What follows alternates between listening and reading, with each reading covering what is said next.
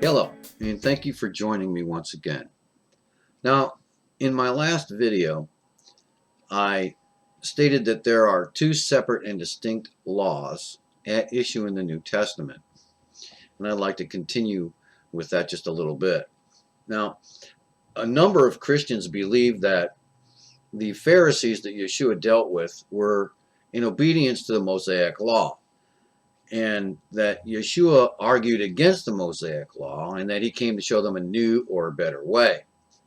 Granted, these believers may not have even cracked open the book, let alone done any serious study or research. And today, a great many Christians erroneously believe that the modern day Pharisees are keeping the Mosaic law, which is not always true. So let's take a look at Matthew chapter 23, verses 2 and 3, where Yeshua said, "The scribes and Pharisees sit in Moses' seat. All therefore whatsoever they bid you observe, observe and do. But do not ye after their works, for they say and do not." So what does he mean by Moses' seat? Well, let's take a look at Acts chapter 15, verse 21, where we are told, "Moses of old time hath in every city them that preach him, being read in the synagogue every Sabbath day." This public teaching in the synagogue was the reading of the Torah, the Mosaic law, and it was done with the reader sitting in a chair deemed as Moses' seat. Now, you can do a quick internet search for Moses' seat or Moses' chair, and you may even see some of the pictures from the archaeological digs where they have some of these chairs on display. Now, we also looked at Romans chapter 3, verse 20, and the phrase deeds of the law, which is also translated as works of the law in other instances. Now, one of the principles in the law of the Pharisees is the commandments of men, also known as mitzvot darabanan, the commandments of our rabbis.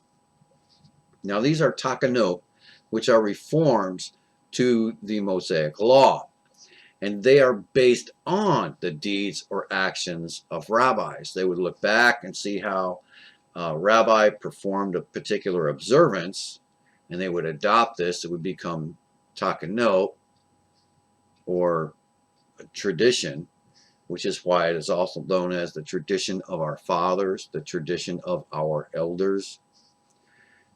So they would see this work of the law that a Pharisee had done, and then it would become takanot, which is why the phrase works of the law refers to the law of the Pharisees. Looking at Romans chapter 3, verse 20, with this knowledge, gives us a better understanding of what is actually said. It reads, "Therefore by the deeds of the law there shall be no flesh justified, for by the law is the knowledge of sin." Well, we know in 1 John, John tells us that transgression of the law is sin. Therefore, the Mosaic law defines what sin is. So now we can read this verse and understand its true meaning. It basically is telling us that therefore by the deeds of the law, which is the law of the Pharisees, therefore by the law of the Pharisees, there shall be no flesh justified. For by the law, the Mosaic law, is the knowledge of sin.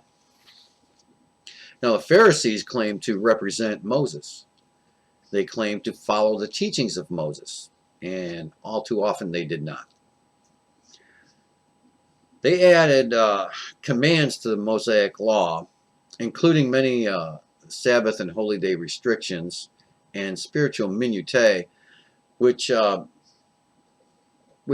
the law into a burden. It became a yoke of bondage which no one could bear. And Yeshua consistently reprimanded the Pharisees for making the Mosaic law of none effect. And you can check that out in Matthew chapter 15, verses 3 through 9, where he tells them that specifically. Now, Yeshua plainly told us to beware of their doctrines, particularly their traditions of men, which they had added to the Mosaic law. And it's very clear that Yeshua was telling us to obey the Mosaic law. They were reading the Mosaic law. He said, do what they say, not what they do. So he was telling us to obey the Mosaic law and not the doctrine and traditions of the Pharisees. Now the apostles stated in Acts chapter 5 verse 29, we must obey Elohim rather than man. And this is good advice even for us today. Finally, the words of Yeshua bear witness that the Pharisees practiced a different law. In Mark chapter 7 verses 7 through 9, full well ye reject the commandments of Elohim, that ye may keep your own tradition. Yeshua consistently rebuked the Pharisees for supplanting their traditions of men for the commandments of Elohim. And it's very clear that there are two separate and distinct laws being dealt with here. So let's move on and let's look at Deuteronomy chapter 11 verses 26 through 28. Behold, I set before you this day a blessing and a curse. A blessing if you obey the commandments of Yahweh your Elohim, which I command you this day. And a curse if you will not obey the commandments of Yahweh your Elohim, but turn aside out of the way which I command you this day, to go after other gods which ye have not known.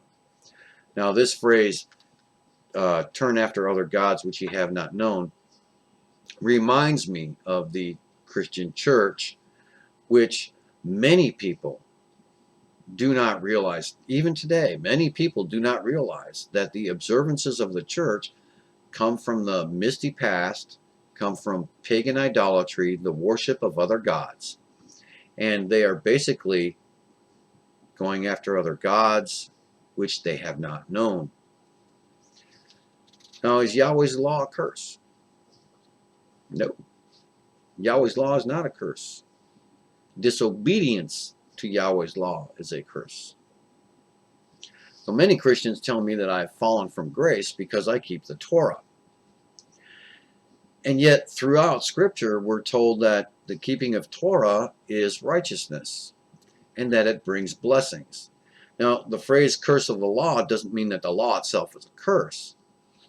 It just means that not keeping the law is a curse. In chapter 3, verse 4 of 1 John, it states, whosoever commits sin transgresses also the law, for sin is the transgression of the law. So Scripture is very clear on this point. Disobedience to the law is sin. The law defines what sin is. Obedience to the law brings blessings, and it is our righteousness. Obedience to the law is doing good works and is the fruit of faith.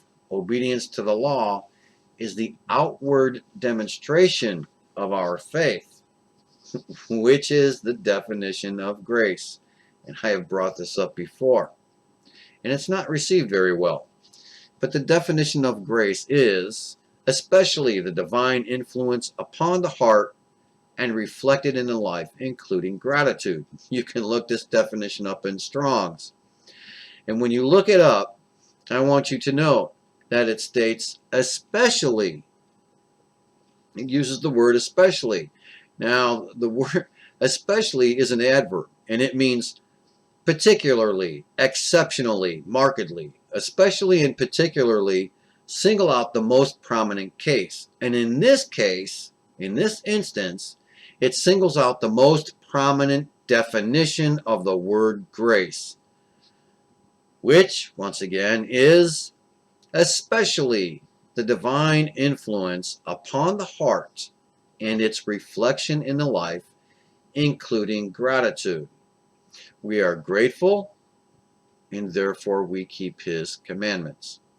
Grace is not a pass. It's not a free pass to continue transgressing the law, which is sin. We're told not to sin, and yet they want us to believe we got a free pass to do as we want. A lot of people are going to be angry with me over this. There still are a lot of people already angry with me over this. But this is not my opinion. I don't create these truths. I just report the facts. And so far, everything that I've told you is a fact. So let's move on and let's look at the blessings. Psalm 1. Look at Psalm 1. Blessed is the man that walks not in the counsel of the ungodly, nor stands in the way of sinners, nor sits in the seat of the scornful. But his delight is in the law of Yahweh, and in his law doth he meditate day and night. And he shall be like a tree planted by the rivers of water, that bringeth forth his fruit in season. His leaf also shall not wither, and whatsoever he does shall prosper. The ungodly are not so, but are like the chaff, which the wind drives away. Therefore the ungodly shall not stand in the judgment, nor sinners in the congregation of the righteous. For Yahweh knows the way of the righteous, but the ungodly shall perish. So as we read these passages, we must keep in mind that sinners are those that transgress the Mosaic law, and the righteous are those that are in obedience to it. And I'd like you to notice that in Psalm 1, he speaks of delighting in the law of Yahweh. Follow along with me in Psalm 112, verses 1 through 10. Praise ye Yahweh. Blessed is the man that fears Yahweh, that delights greatly in his commandments. His seed shall be mighty upon the earth. The generation of the upright shall be blessed. Wealth and riches shall be in his house, and his righteousness endureth forever. Unto the upright there ariseth light in the darkness, and he is gracious, and full of compassion, and righteous. A good man shows favor and lends. He will guide his affairs with discretion. Surely he shall not be moved forever. The righteous shall be in everlasting remembrance. He shall not be afraid of evil tidings. His heart is fixed, trusting Yahweh. His heart is established. He shall not be afraid until he sees his desire upon his enemies. He hath dispersed, he hath given to the poor. His righteousness endureth forever. His horn shall be exalted with honor. The wicked shall see it and be grieved. He shall gnash his teeth and melt away. The desire of the wicked shall perish. Now these are just some of the blessings that come from obedience to Torah, to the Mosaic law. Now to learn more about the blessings and the curse that will come from disobedience, read Deuteronomy chapter 28, and do not allow anyone to persuade you that this chapter does not apply to you.